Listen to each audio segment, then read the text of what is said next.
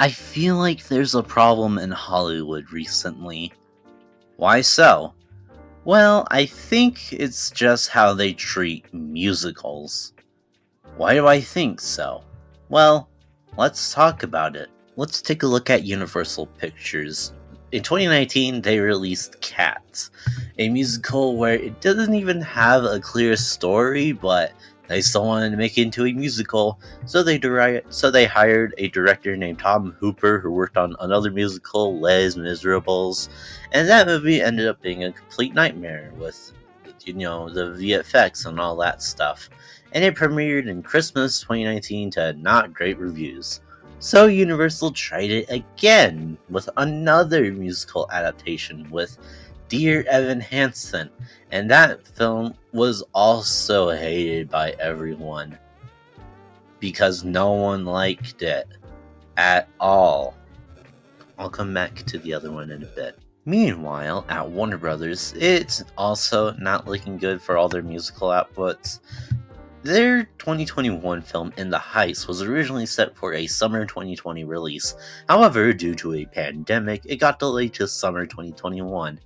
And not only that, it was also dumped onto HBO Max. So, it couldn't make that much money. So Warner Brothers tried again with Wonka.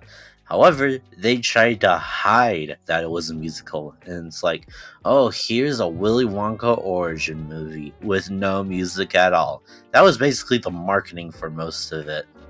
And then they decided to do the same tactic for Joker 2, where they were like, oh my god, look at this comic book movie. There's no musical elements in them.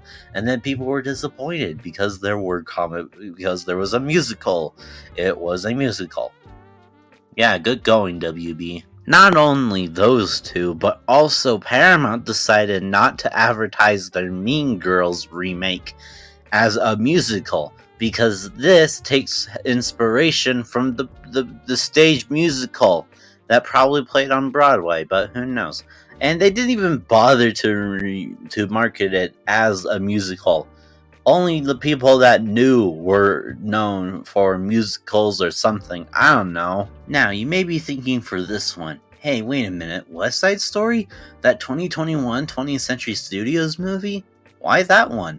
Well, that movie didn't even bother to advertise that it was a musical.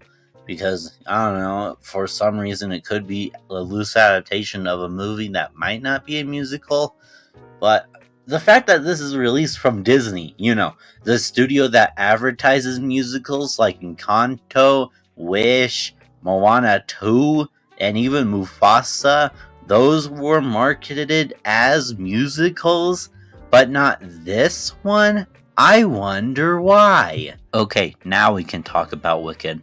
We knew how big of a phenomenon this one had, becoming the highest grossing musical ever, even beating out Mamma Mia. I just want to point that out. But for its marketing, because this is what we're talking about, the marketing, it actually started like everyone else, barely focused on the music and just focused on the movie. However, when we got closer to the release, it actually started to become a musical. People were like, oh, this is a musical. And it actually kind of worked. It made like $600 or $700 million. I didn't bother to check how much money it made. And it got good reviews. And this is only a part 1. Yes, a part 1. Can't wait for part 2 in November.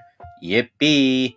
Yeah, I'm pretty sure that's it. Thank you for watching my stuff. I don't have anything to say for the outro except, my editing software got blocked by the US government. That's cool. Yeah, I use CapCut, so what?